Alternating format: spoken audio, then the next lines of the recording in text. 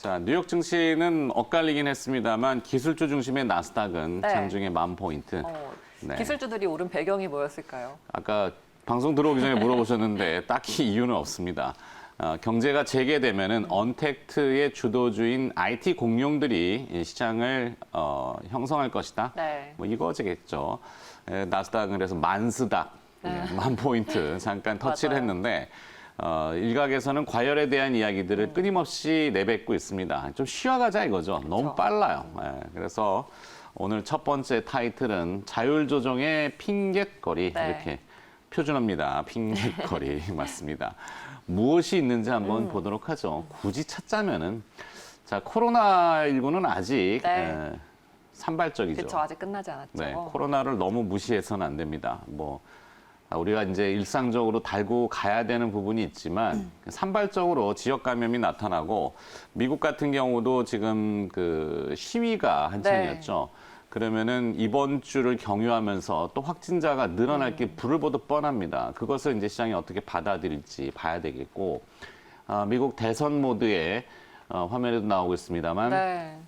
트럼프 대통령과 조 바이든 전 부통령 간의 여론 격차가 계속 벌어지고 있죠. 대통령에 대한 여론이 좋진 않죠. 네, 현재 트럼프 대통령은 불리한 수세에 몰리고 있고, 뭐 대선은 아직 시간이 있기 때문에 봐야 되겠습니다만, 이 바이든 전 부통령 같은 경우는 증세, 그러니까 지금 재정을 엄청 풀잖아요. 돈을 풀고 유동성을 푸는데 공짜 점심은 없습니다. 언젠간 걷어가야 그렇죠, 돼요. 그렇죠.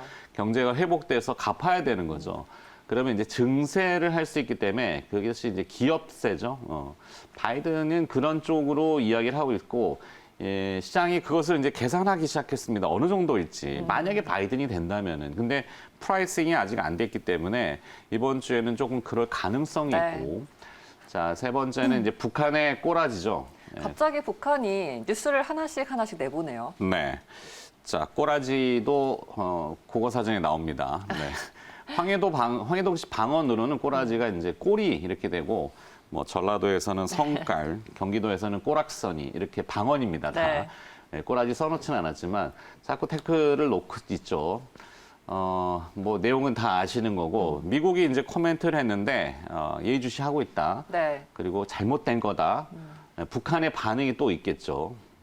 그리고 코스피 200이 지금 12거래일 연속해서 맞습니다. 상승했어요. 사상 최장 거래일을 계속해서 이어가고 있어요. 네, 코스피 200입니다. 네. 코스피 지수는 8거래일 연속 상승, 그다음에 삼성전자는 10거래일 연속 상승했다가 그제 하루 쉬고 어제 네. 다시 오르고 네.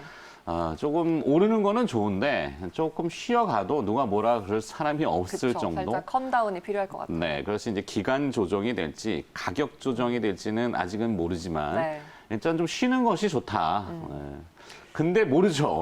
오늘 또 IT가 광분할지도 저도 잘 모르겠는데. 그렇죠. 네.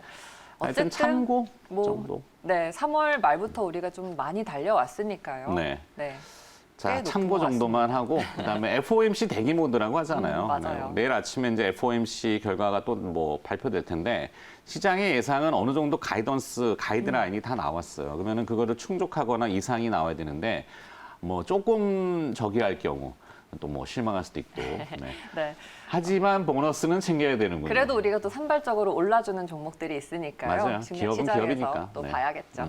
6월입니다. 중간 배당 시즌이에요. 음. 그래서 저도 한번 이 여름 보너스라고 한번 이름을 지어봤는데 네. 이제 시장에서 말씀하셨다시피 좀 조정의 핑곗거리를 찾을 만큼 많이 올라왔습니다. 코로나 이전 수준까지 뭐 코스피가 거의 회복을 했다라는 얘기가 들리는데 네. 그런데 최근에 보면요 시장에서 우선주 같은 종목들이 상당히 많이 오르더라고요. 이례적이죠. 네, 눈에 네. 띄고 있습니다.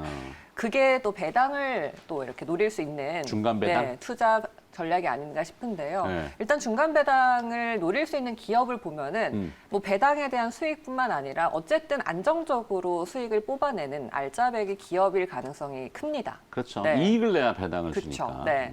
그래서 종목 자체의 시세 차익을 노리기에도 더 좋겠죠. 그래서 높아진 이 주식 가격과 또 금리 대비 지금 사상 최저 기준 금리잖아요. 네. 그래서 금리 대비 현재 주식으로 많은 유동성이 들어오는 이유가 매력적인 이 주가와 배당 수익인 것 같아요.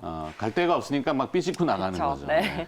그래서 저도 이번 자꾸 살이 찌니까 옷이 옷 밖으로 이제 살이 아이고. 나오는데 이번 6월에 중간 배당 예정인 상장사가 한 10여 곳, 14곳 많게는 그 정도로 지금 예측이 되고 있는데 배당을 받으려면 삼성전자는 네. 배당인율이 이렇게 되나요? 네, 지금 삼성전자가 대표적으로 이 배당 분위기를 좀 주도를 하고 있어요. 이번에 354원으로 주당 네. 배당 가액이고요. 총 2조 4,046억 원 정도로 집계가 대충 됩니다. 주가를 봤을 때는 1%는 안 되는 것 같고 네. 하여튼 그래도 근데 지금 뭐 금리라면 이전에 과거의 S-오일 같은 전통적인 배당주들이 이번에는 조금 제외될 것으로 점쳐지고 있는데 네. 오히려 뭐 삼성이나 현대차, 포스코, 또 한온시스템과 쌍용양해 같은 종목들이 배당을 좀 확대하거나 이어간다라고 중간 예정을 배당을 해놨어요. 하는 기업으로 언급이 된 겁니까? 그렇습니다. 삼성전자, 현대차, SK, 네. 포스코, 한온시스템, 쌍용양해 네, 이렇게. 네. 뭐 쌍용양의 경우에는 뭐 100원에서 110원까지 배당 가액을 올린다고 합니다. 네, 그래서 배당을 받으려면 어떻게 해야 됩니까? 이번 달 26일까지 주식을 보유해야겠죠. 네. 26일 장 마감 시까지. 그렇죠. 네. 그래서 중간 배당을 챙겨보는 것도 좋고 조금 전에 말씀드렸다시피 이제 우선주들을 하나의 투자 매력으로 보고 있는데 다음 화면 볼게요. 네.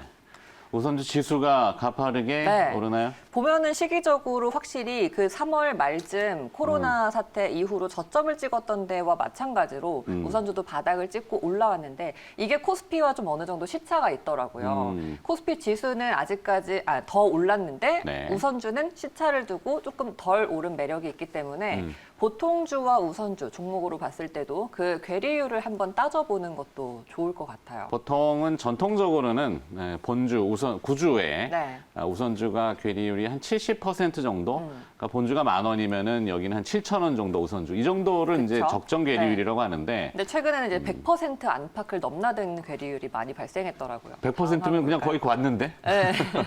다음 화면 볼게요. 네. 네. 그래서 우선주를 조정작의 대안으로 보자면은 하나의 대안이 될 수 있으니까 왜 이유가 뭐냐? 첫 번째는 외국인 수급이 이제 들어올 가능성이 커졌는데 배당을 노리고 그쵸, 들어오나요? 배당을 노리거나 아니면은 보통주 대비 좀 낙폭이 과대한 우선주 쪽으로 먼저 들어올 수 있으니까 네. 볼 수 있고요. 그래서 우선주가 조정 시 하락 방어 기제까지 역할을 할 수도 있습니다. 배당 수익률도 당연히 높고 저평가와 혹은 고배당 메리트를 같이 갖춘 그런 종목들을 찾아보면 좋을 것 같아요. 네. 보통주와 괴리율이 큰 종목들. 뭐가 있을까?